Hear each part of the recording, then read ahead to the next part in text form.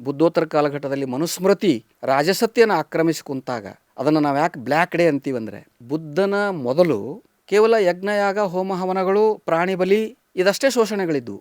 ಈ ನೆಲಮೂಲದ ಕೃಷಿ ಸಂಸ್ಕೃತಿಯನ್ನು ದಮನ ಮಾಡುವ ಋಷಿ ಸಂಸ್ಕೃತಿ, ಆರ್ಯಮೂಲದ ಋಷಿ ಸಂಸ್ಕೃತಿ ಮತ್ತು ನೆಲಮೂಲದ ಕೃಷಿ ಸಂಸ್ಕೃತಿಯ ಬಹುಮುಖ್ಯ ಜೈವಿಕ ಪರಿಕರಗಳಾದಂಥ ಎತ್ತು ಹಸುಗಳನ್ನು ನಾಶ ಮಾಡಿ ಯಜ್ಞಯಾಗಗಳಿಗೆ ಬಲಿ ಕೊಡುವ ಗೋಮಾಂಸವನ್ನು ಭಕ್ಷಿಸುವಂಥ ಒಂದು ಪದ್ಧತಿ, ಅದರ ವಿರುದ್ಧ ಹುಟ್ಟಿದಂಥವು ಜೈನ ಮತ್ತು ಬೌದ್ಧ ಚಳವಳಿಗಳು.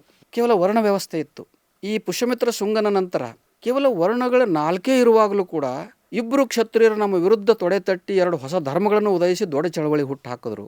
ನಾವು ಈ ಸಮಾಜವನ್ನು ಬಹಳ ಛಿದ್ರವಾಗಿ ಹೊಡಿಬೇಕು, ಕೇವಲ 4 ವರ್ಣಗಳು ಇಟ್ಟುಕೊಂಡ್ರೆ ಇದು ಆಗೋದಿಲ್ಲ ಅಂತ ಹೇಳಿ ಈ ವೈದಿಕ ಶಕ್ತಿಗಳಾಗ ಜಾತಿ ವ್ಯವಸ್ಥೆಯನ್ನು 5,000 ದಾಟಿ ಜಾತಿಗಳನ್ನು ಹುಟ್ಟು ಹಾಕ್ತಾರೆ. ಅವರು ಲ್ಯಾಡರ್ ಬೇಸ್ಡಲ್ಲಿ ವರ್ಣ ವ್ಯವಸ್ಥೆನೂ ಹಾಗೆ ಉಳಿಸ್ಕೊಳ್ತಾರೆ. ಬೌದ್ಧ ಸಾಹಿತ್ಯಕ್ಕೆ ಹೆದರಿ, ಶಿಲಾಶಾಸನಗಳಿಗೆ ಹೆದರಿ ಈ ಇಂಡಿಕ್ ಅನ್ನುವ ಭಾಷೆ ಸಂಸ್ಕೃತ ಅಂತ ಹೆಸರಿಟ್ಟು ಅದಕ್ಕೆ ವ್ಯಾಕರಣ ಇರಲಿಲ್ಲ. ಪಾಣಿನಿ ಬಂದ ಮೇಲೆ ಒಂದು 2600-500 ವರ್ಷ, ಅದೇ ಬುದ್ಧನ ಸಮಕಾಲೀನ ಇರಬಹುದು, ಆಗ ಅದಕ್ಕೆ ವ್ಯಾಕರಣ ಕೂಡ ಅಳವಟ್ಟಿರ್ತದೆ. ಭಾರತೀಯ ಎಲ್ಲ ಭಾಷೆಗಳ ಸತ್ವವನ್ನು ಹೀರಿಕೊಂಡು ಒಂದು ದುರ್ಬಲವಾದ ಭಾಷೆ ಒಂದಷ್ಟು ಸಶಕ್ತ ಆಗ್ತದಲ್ಲಿ.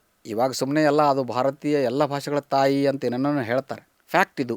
ಆವಾಗ ಅವರು ಈ ಬೌದ್ಧ ಸಾಹಿತ್ಯವನ್ನು ಕೌಂಟರ್ ಮಾಡೋ ಸಲುವಾಗಿಯೇ ಮಹಾಕಾವ್ಯಗಳು, ಪುರಾಣಗಳು, ಬಾಯಿಂದ ಬಾಯಿಗೆ ಡಿಸ್ಟಾರ್ಷನ್ ಆಗದೆ ಹರಿದು ಬಂದು ಅಂತ ಹೇಳ್ತಕ್ಕಂಥ ಶ್ರುತಿ ಸ್ಮೃತಿಗಳನ್ನು, ವೇದಗಳನ್ನು ಇವೆಲ್ಲ ಕಂಫೈಲಿಂಗ್ ಶುರು ಆಗೋದು 2,000 ವರ್ಷಗಳ ಹಿಂದೆ, ಅಂದರೆ 1ನೇ ಶತಮಾನದ ಈಚೆಗೆ. ಸಂಸ್ಕೃತ ಹುಲುಸಾಗಿ ಬೆಳೆದು ಆ ಸಾಹಿತ್ಯ ನಿರ್ಮಾಣ ಆಗಿದ್ದೇನೆ ಬುದ್ಧನ ಸಾಹಿತ್ಯದ 5,010 ವರ್ಷ ಅನ್ನೋದು ಸುಳ್ಳು. ಇಲ್ಲ, ಅದೆಲ್ಲ ಆವಾಗ ಭಾಷೆಗಳು ಅಭಿವೃದ್ಧಿ ಆಗಿರಲ್ಲ, ಲಿಪಿಗಳು ಅಭಿವೃದ್ಧಿ ಆಗಿರಲಿಲ್ಲ. ಸುಮ್ಮನೆ ಮಾತಾಡ್ಕೊಂಡು ಹೋಗುವಾಗ ಈಗ ನಮ್ಮಲ್ಲಿ ಭಾಳ ಜನ ಹೇಳ್ತಾರೆ, ಅವ್ವ ಅಪ್ಪ ಇಲ್ಲದೆ ಯಾರ್ಯಾರೋ ಹುಟ್ಟಿ ಲಿಂಗ ಸ್ಥಾಪನೆ ಧರ್ಮ ಸ್ಥಾಪನೆ ಮಾಡಿದ್ರು ಅಂತ ಹೇಳ್ತಾರೆ. ಎಷ್ಟು ವರ್ಷದಿಂದ ಅಂದ್ರೆ 30 ವರ್ಷ 30 ಲಕ್ಷ ವರ್ಷ 40 ಲಕ್ಷ ವರ್ಷಗಳಿಂದ, ಯುಗ ಅಂತಾರೆ. ಯುಗಗಳಂದ್ರೆ ಅವು ನೀವು ಬ್ಯಾಕ್ ಕ್ಯಾಲ್ಕುಲೇಷನ್ ಮಾಡಿದಾಗ ಲಕ್ಷಗಳ ವರ್ಷಗಳ ಹಿಂದೆ ಹೋಗ್ತಾವೆ ಅವು. ಆದ್ರೆ ನೀವು ಡಾರ್ವಿನ್ನ ವಿಕಾಸ ಓದಿದಾಗ ಭೂಮಿ ಮೇಲೆ ಮನುಷ್ಯ ಯಾವಾಗ ಬಂದ? 2-3 ಲಕ್ಷ ವರ್ಷಗಳ ಹಿಂದೆ. ಜಗತ್ತಿನ ಎಲ್ಲ ನಾಗರಿಕತೆಗಳು ಆರಂಭವಾಗಿದ್ದೆ ಅವಾಗ ಕೇವಲ 8-10 ಸಾವಿರ ವರ್ಷಗಳ ಹಿಂದೆ. ನೀವು ಗ್ರೀಕ್ ನಾಗರಿಕತೆ, ನೈಲ್ ನದಿಯ ನಾಗರಿಕತೆ ಇವೆಲ್ಲ ಯಾವಾಗ ಬಂದು?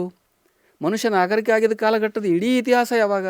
ಭೂಮಿಯ ಉಷ್ಣಾಂಶದಲ್ಲಿ ಬದಲಾವಣೆ ಆದಮೇಲೆ ಸಸ್ತಿನಿಗಳು, ಹುಲ್ಲುಗಾವಲುಗಳು ಹುಟ್ಟಿ ಕೃಷಿಯ ಆವಿಷ್ಕಾರ ಆಗಿ ಮನುಷ್ಯ ಒಂದು ಕಡೆ ಅಲೆಮಾರಿತನವನ್ನು ಬಿಟ್ಟು ನೆಲೆ ನಿಂತಿದ್ದು ಎಲ್ಲ ಕೂಡ 10 ವರ್ಷಗಳ ಈಚೆಗೆ, 10,000 ವರ್ಷಗಳ ಈಚೆಗೆ. ನಮ್ಮಲ್ಲಿ ಹರಪ್ಪ ಮೊಹೆಂಜೊದಾರೋ ಅಥವಾ ಸಿಂಧೂ ಕಣಿವೆಯ ಶಿವದ್ರಾವಿಡ ಸಂಸ್ಕೃತಿಯ ನಾಗರಿಕತೆ ಆರಂಭ ಆಗಿದ್ದು 4,600-700 ವರ್ಷಗಳ ಹಿಂದೆ ನಾಶ ಆಯಿತು. ಅದು ಎಷ್ಟು ವರ್ಷದಿಂದ ಇತ್ತೋ ಗೊತ್ತಿಲ್ಲ. ಅದನ್ನು ಕೂಡ ಒಂದು ಪ್ರಾಚೀನವಾದಂಥ ಅತ್ಯಂತ ಆಧುನಿಕವಾದಂಥ ನಾಗರಿಕತೆ, ಶಿವಕೇಂದ್ರಿತವಾದ, ನಂದಿ ಕೇಂದ್ರಿತವಾದ ನಾಗರಿಕತೆ. ಈ ವಿಷ್ಣು ಪಿಷ್ಣು ಇವೆಲ್ಲ ಆಮೇಲೆ ವಿದೇಶದಿಂದ ಬಂದಂಥವು.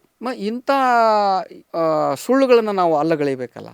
10,000 ವರ್ಷ ಈಚೆಗೆ ನಾಗರಿಕತೆ ಆದಾಗ ಮನುಷ್ಯ ಅವಾಗ ಧರ್ಮ ಸ್ಥಾಪನೆ ಮಾಡ್ದ, ಇವಾಗ ಧರ್ಮ ಸ್ಥಾಪನೆ ಮಾಡ್ದ ಅನ್ನುವಂಥ ಸುಳ್ಳುಗಳೆಲ್ಲ